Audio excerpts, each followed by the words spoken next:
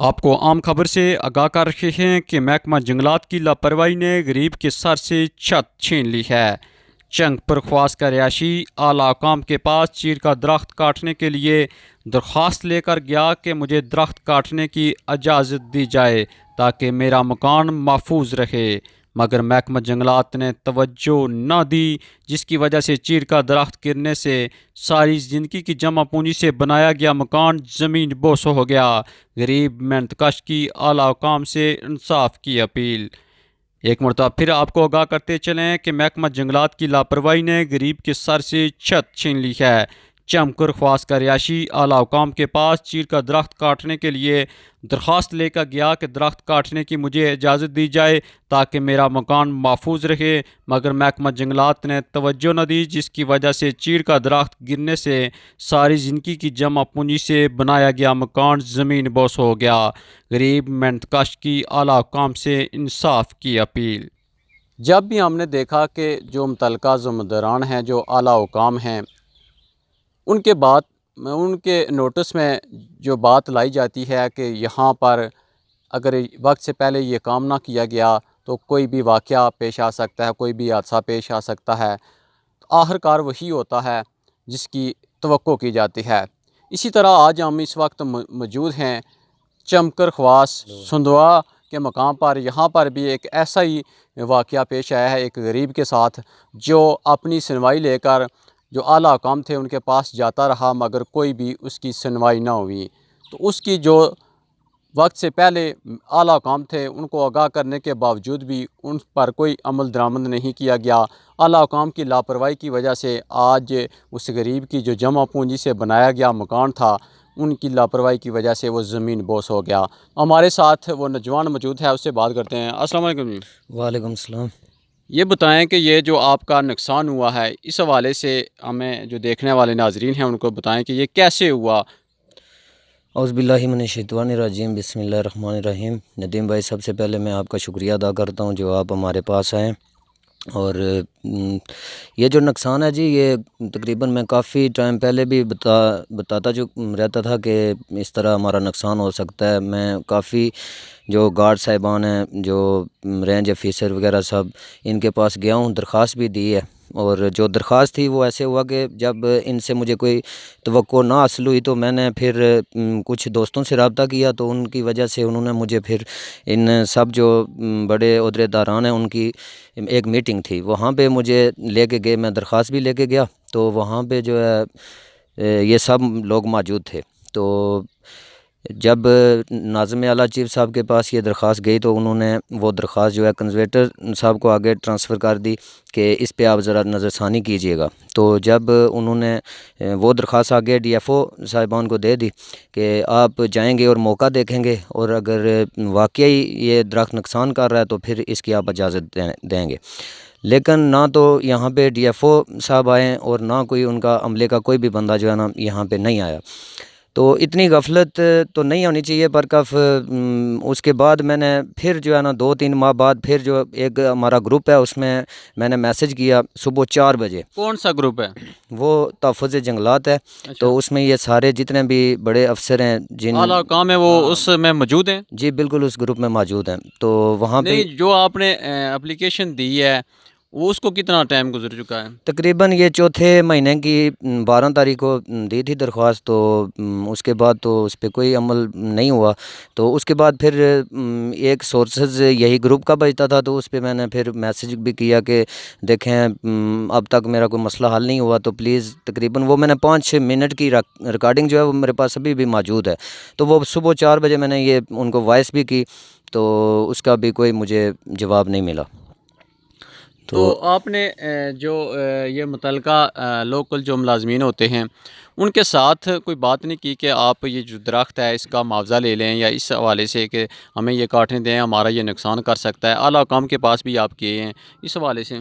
जी बिल्कुल, मैं गया हूँ और उनको भी यहाँ पे बुलाया है। उन्होंने मुझे मुआवज़ा इतना बता दिया कि मेरी तो इतनी हैसियत नहीं थी देने की, अच्छा। ठीक है, क्योंकि ये इतना दरख्त नहीं था जितना वो मुआवज़ा बना रहे थे। तो यहाँ पे गार्ड भी और यहाँ पे जो फॉरेस्टर साहिबान हैं वो भी यहाँ पे आए थे। तो उन्होंने मौका भी देखा, लेकिन उसके बाद उन्होंने ये कहा जी कि ये हमारे बस से बाहर है, आप जो हमसे बड़े आला कौम है उनसे आप रब्ता करें, हमारे ये बस से ये चीज़ें बाहर हैं। अभी जो आपका नुकसान हुआ है ये सामने अगर मैं कैमरामैन को बोलूँ कि सामने आपको मनाज़र नज़र आ रहे होंगे कि ये चीड़ का दरख्त गिरने की वजह से अभी इस जगह से वो हटा दिया है। तो ये गिरने से इनका एक जो मकान था, कमरा था, वो मुकम्मल तौर पर उसकी छत, उसकी दीवारें बिल्कुल ख़त्म हो चुकी हैं। और जिस मकान पर हम खड़े हैं इसके ऊपर लेंटर था, और ये भी इसकी जो शेड वगैरह हैं वो भी टूट चुकी हैं और इसके ऊपर भी दरारें पड़ चुकी हैं। तो अभी इश्तियाक भाई, आप क्या अपील करना चाहेंगे, क्या कहना चाहेंगे? अभी आपका कितना नुकसान हुआ है, और जो नुकसान हुआ है इस हवाले से आप क्या कहना चाहेंगे? देखें जी, अब तो इस बात का जवाब लोग ही लेंगे जो भाई इन चीज़ों को देखेंगे, वो यही इंसाफ करेंगे कि इसका जो ये जो नुकसान हुआ है वो भरपाई कौन किसको करनी चाहिए। ठीक है, क्योंकि मैं तो किसी के आगे हाथ नहीं फैलाऊंगा, लेकिन इतना ज़रूर कहूँगा कि अगर मेरा आज नुकसान हुआ है तो कल किसी और का नहीं होना चाहिए। किसी ना किसी की, किसी गरीब की सुनाई ज़रूर होनी चाहिए।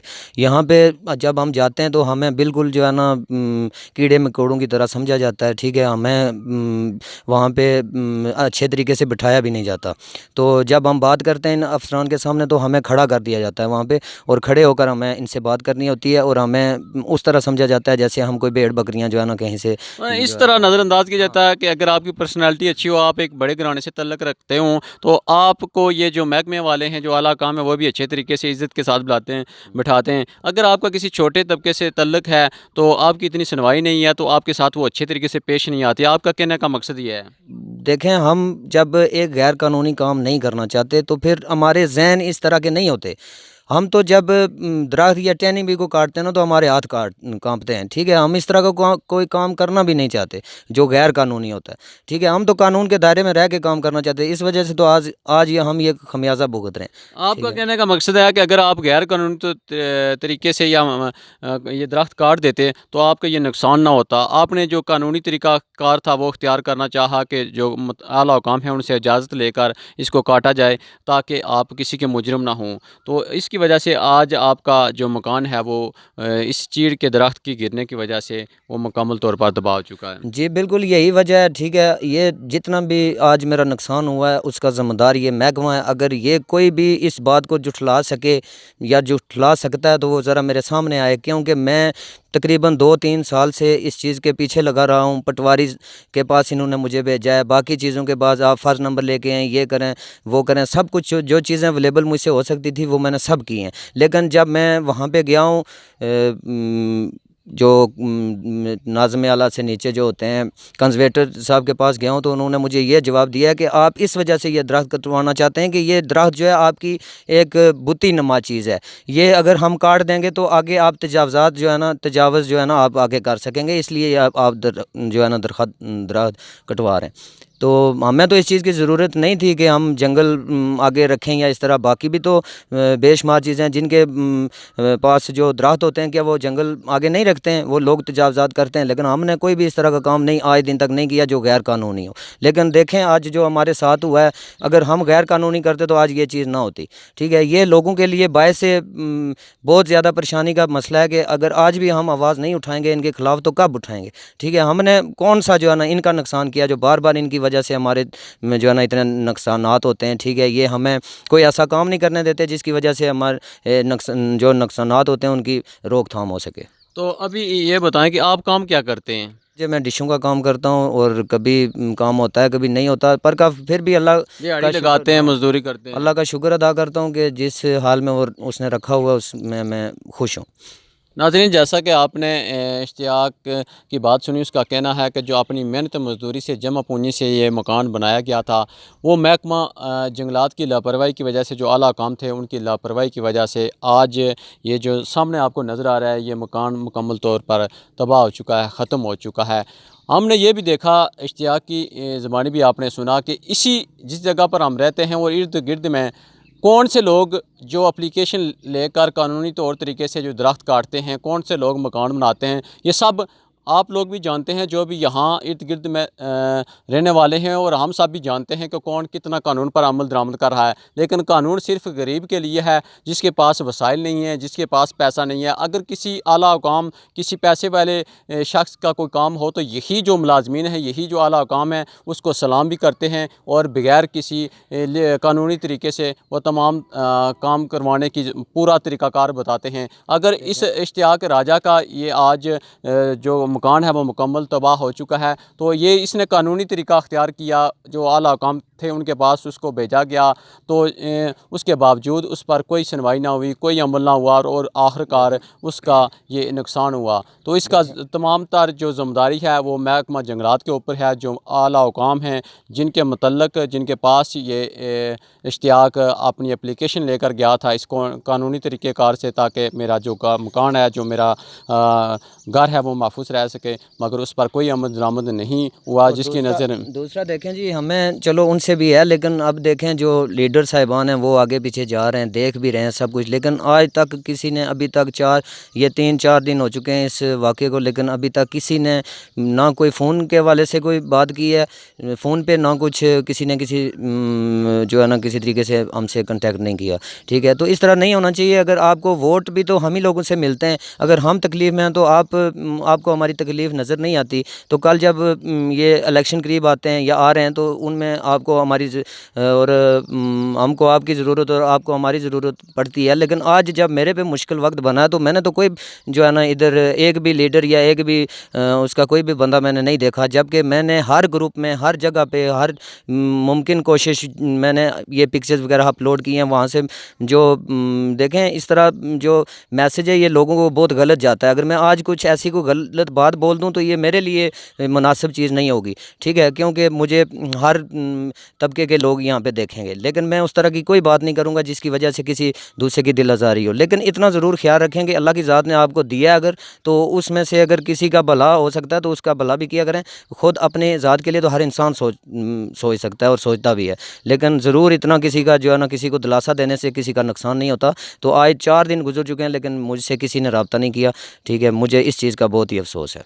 नाज़रीन, जैसा कि आपने इनकी गुफ्तगू सुनी है, उससे एक दिल में दर्द होता है कि जिस माशरे में हम रह रहे हैं, जो इस माशरे के अंदर हर तबके के लोग हैं जिनके पास अल्लाह का दिया हुआ माल होता है, जो साहिब इस्तात होते हैं, और जो ख़ासकर इस वक्त इलेक्शन मुहिम भी बिल्कुल अरूज पर है, उसके बावजूद भी किसी भी सरकर्दा शख्स ने इनसे ये तक नहीं पूछा, इनका हाल तक नहीं पूछा कि अगर हम इससे पूछ सकें कि इश्तियाक तुम्हारा नुकसान कैसे हुआ, कितना हुआ, तो हम आपके साथ हैं इस मुश्किल की घड़ी में। लेकिन यहाँ पर ये लम्हा फ़िक्रिया है, सोचने वाली बात है कि जो लोग इस वक्त में इस मुश्किल घड़ी में हमारे इन बहन भाइयों के साथ खड़े नहीं हैं, वो क्या हमारा साथ देंगे। तो ये हम आला हुकाम से और बिलखुसूस महकमा जंगलात और डिप्टी कमिश्नर कोटली से ये मुतालबा करते हैं कि ये जो इस इश्तियाक नौजवान का घर यहाँ पर इस लापरवाही की वजह से ज़मीन बोस हो चुका है, जो एक कमरा रहता है उसकी भी जो शेड वगैरह हैं वो टूट चुकी हैं, और जो छत है उसमें भी दरारें पड़ चुकी हैं।